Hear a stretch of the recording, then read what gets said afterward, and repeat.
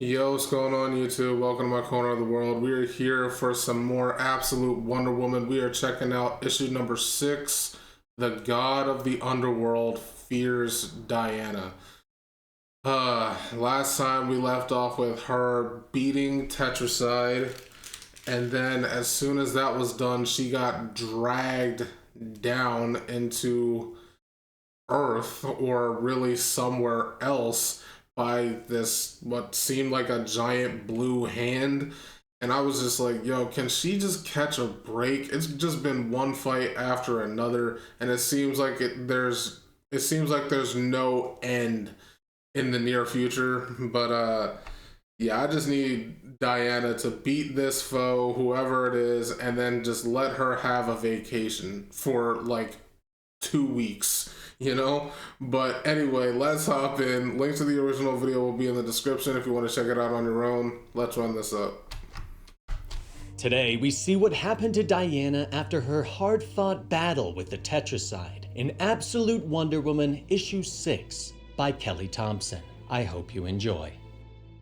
Diana finds herself in the throne room of Hades, Lord of the Underworld. Diana does not hesitate to kneel before the Lord of the Dead. "Princess, let's see that pretty face," Hades orders from his throne. His body is a swirling wisp of god particles on whose head hovers a red crown. Diana does not protest and removes her war helm. "Lovely. Princess, you cannot leave the underworld," he tells her.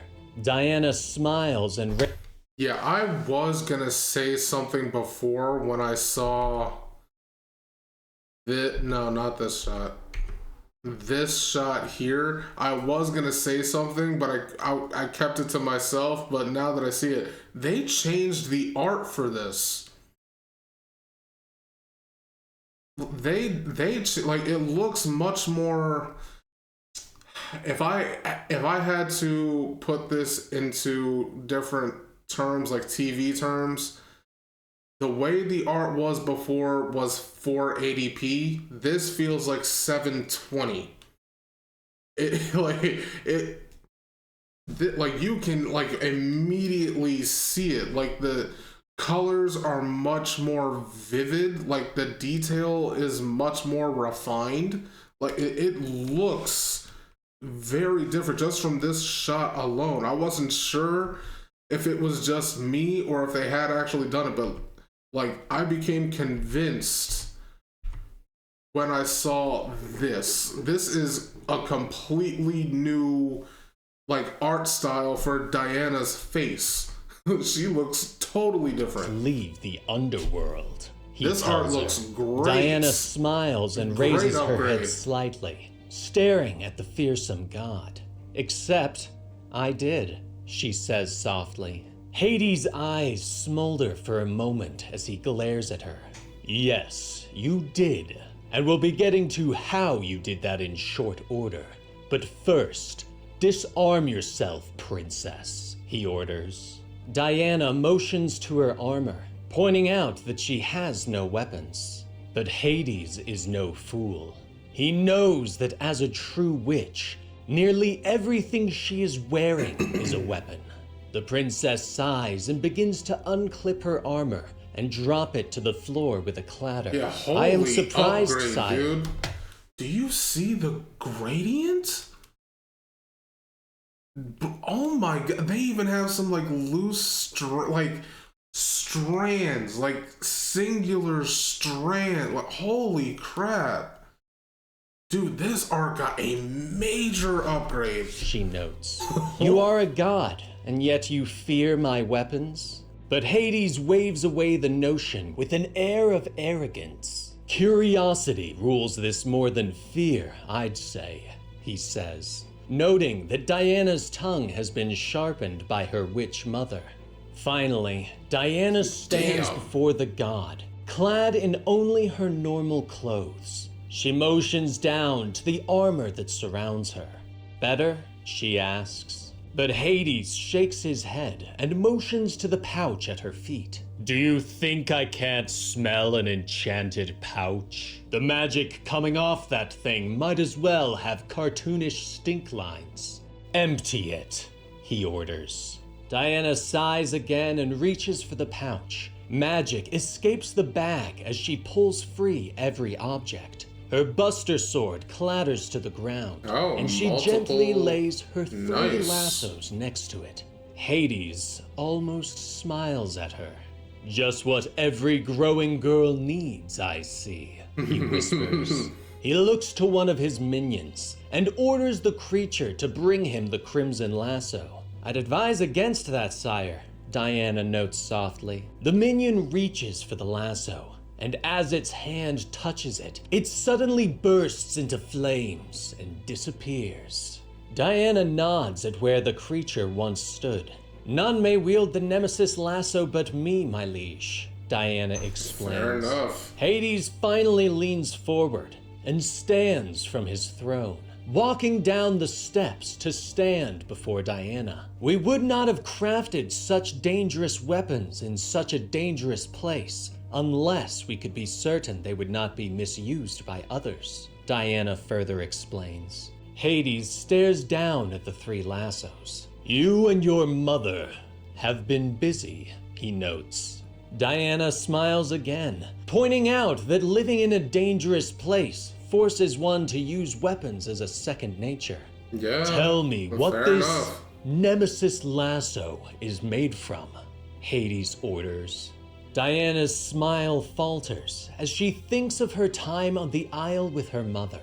She explains that as a child, Circe would send her on errands for simple weeds and plants. As she grew older, Circe would send her on more dangerous errands for ingredients.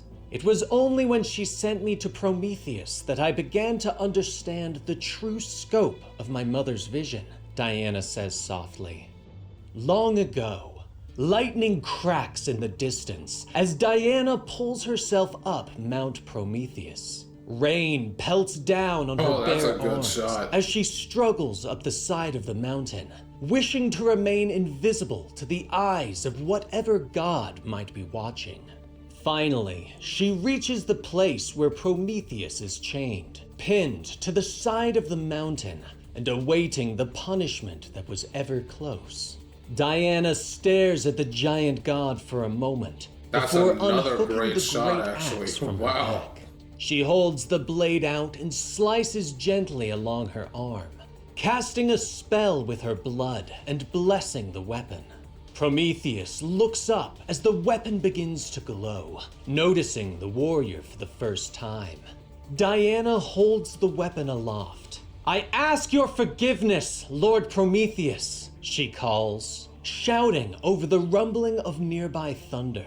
Diana takes a step and heaves the weapon, sending it across the plateau and crashing through the imprisoned god's chains. Prometheus stares at her for a moment before retrieving the weapon and handing it back to her. Diana kneels before him.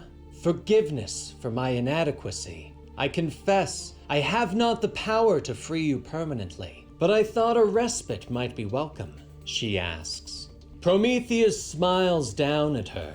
It is indeed, princess, he rumbles. The two look up as an eagle approaches, prepared to enact Prometheus's punishment. But Diana calls out to the bird. It lands on her arm, and she asks that it take a break from eating at Prometheus. Yeah, this punishment is so wild.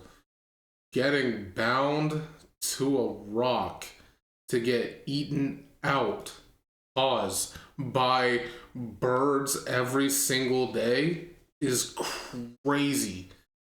Like that is so crazy.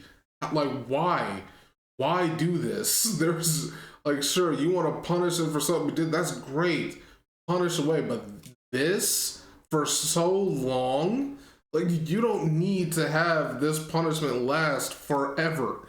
Like that is so crazy. The eagle screeches softly at her, and Diana nods. Ah, thank you, sister. You will have the thanks and friendship of Diana, Witch of the Wild Isle, for all my days.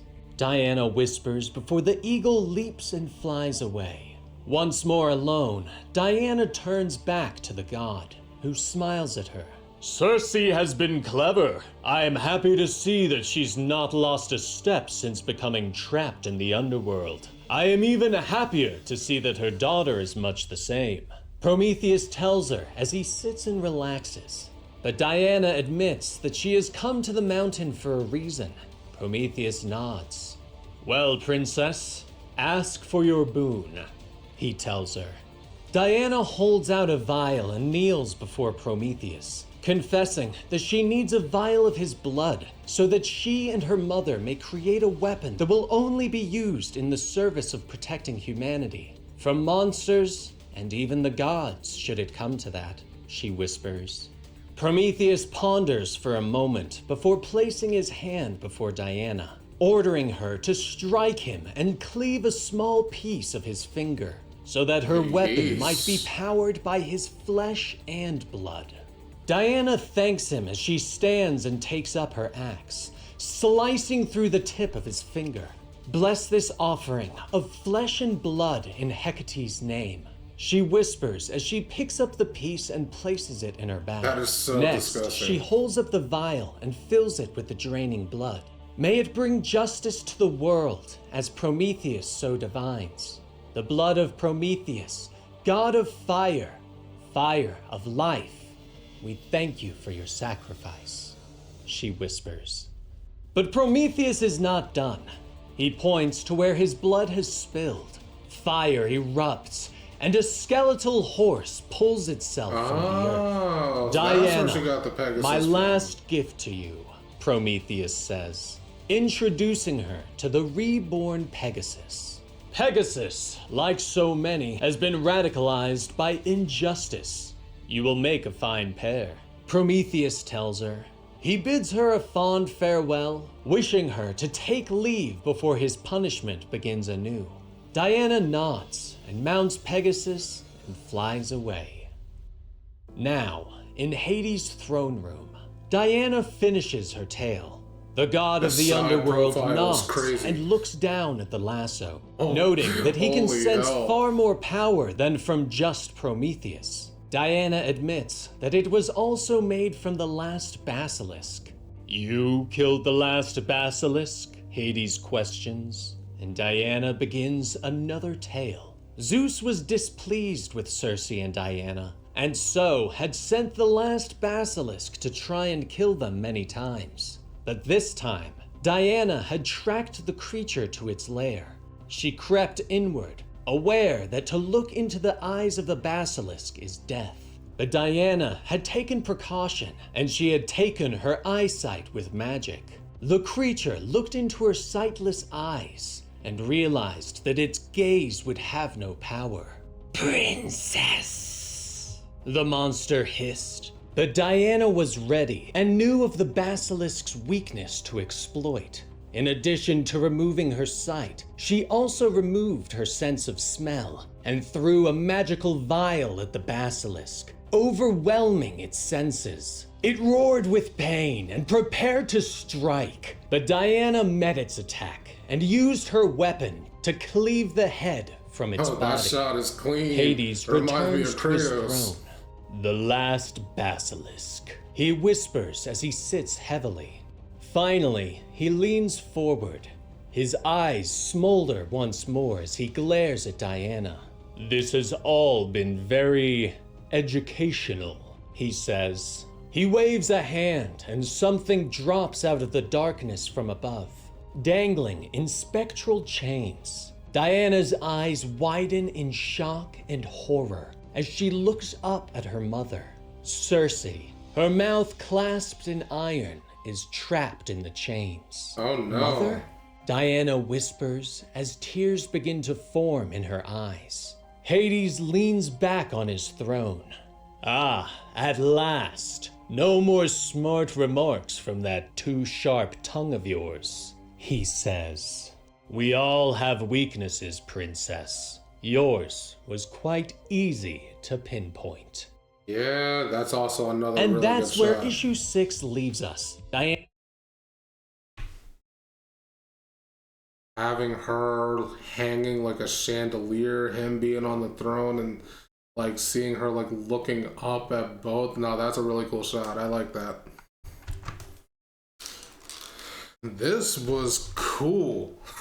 We got to see her like where she got both the one lasso from, the red one, and the Pegasus, and we got to see like the aftermath of her taking down the last basilisk. Like, this is really cool. I was not expecting this to be essentially like an an exposition dump type of issue, but I'm glad that it was, because this was really great getting into Diana's past like that. Like, I was expecting this to be like she shows up to wherever this is and she would immediately be fighting somebody, but no, it wasn't that at all. Just a simple conversation.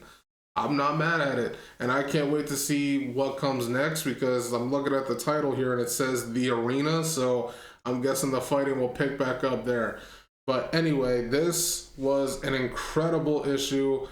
Can't wait to see what happens next. If you enjoyed my reaction to this one, make sure to leave a like, comment, and subscribe. I would really appreciate it, and I will catch you in the next video. See ya.